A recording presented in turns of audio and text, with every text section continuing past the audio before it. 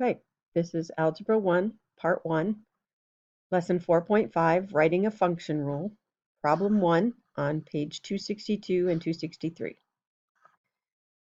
Writing a function rule. Basically what that means is we're translating words into an equation that we can solve.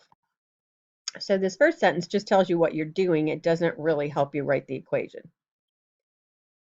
The second sentence, the outdoor temperature, so we've shortened that to temperature, is about or is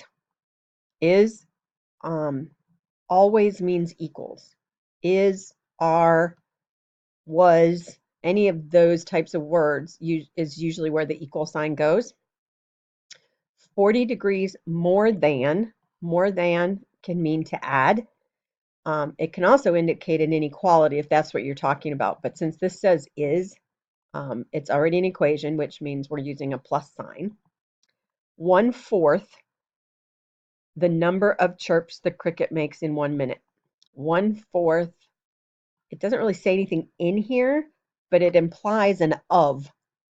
1/4 of the number of chirps in 1 minute, and of always means times.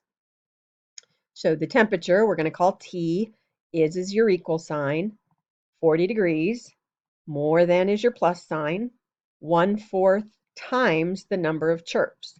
So here's our equation right here. T equals 40 plus 1/4 n.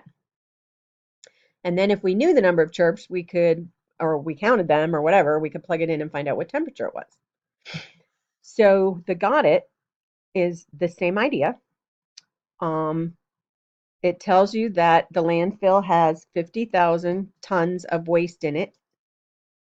Each month it accumulates is another word for add, an average of 420 more tons of waste. So they're starting with 50,000 tons and they're adding 420 more tons per month. So the total is going to be the 50,000 you're starting with plus 420 per month.